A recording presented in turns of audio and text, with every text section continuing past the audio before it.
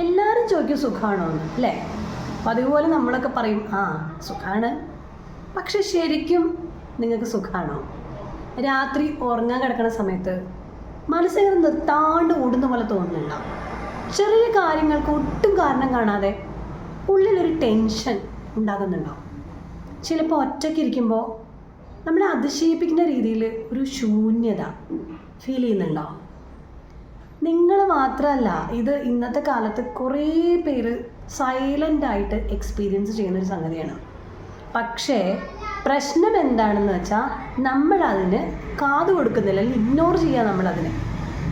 ഇത് മാറിക്കോളും, ഞാൻ ഭയങ്കര സ്ട്രോങ് ആണ്, ഞാനിതൊക്കെ പറഞ്ഞ മറ്റുള്ളവർ എന്ത് ചിന്തിക്കും, ഇങ്ങനെയൊക്കെ വിചാരിച്ച് മനസ്സിൻ്റെ വേദന നമ്മൾ തന്നെ അടച്ചു വയ്ക്കുന്നു.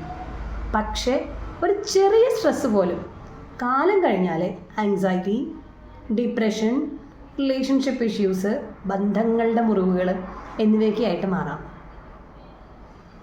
മനസ്സിൻ്റെ പ്രശ്നങ്ങൾ സ്വയം മാറേണ്ടതല്ല പലതും. ശരിയായ സപ്പോർട്ട് വേണ്ട രീതിയിൽ കിട്ടുമ്പോഴാണ് അത് മാറുന്നത്. ഒരു കൗൺസിലറോട് നിങ്ങൾക്ക് സംസാരിക്കുന്നത് നിങ്ങളുടെ ബലഹീനതയല്ല, ഒരു കൗൺസിലിംഗ് എടുക്കുന്ന ഒരു ബലഹീനതയല്ല, അത് നിങ്ങളെക്കുറിച്ച് നിങ്ങളെടുക്കുന്ന സ്ട്രോങ്ങസ്റ്റ് ഡിസിഷനാണ്. ഇതിൽ പറഞ്ഞ ഏതെങ്കിലും കാര്യങ്ങൾ നിങ്ങളെ ബുദ്ധിമുട്ടിക്കുന്നുണ്ടെങ്കിൽ ദയവ് ചെയ്ത് അതൊരു ആറ്റം ബോംബ് ആകുന്നത് വരെ വെയിറ്റ് ചെയ്യേണ്ട. ഒരു കൗൺസിലറിൻ്റെ സഹായം തേടുക, ഒരു കൗൺസിലിംഗ് എടുക്കുക, ചെറിയൊരു കോൺവെർസേഷൻ, അല്പസമയം, അത് നിങ്ങളുടെ ജീവിതം മാറ്റിമറിക്കും. Talk, heal and grow.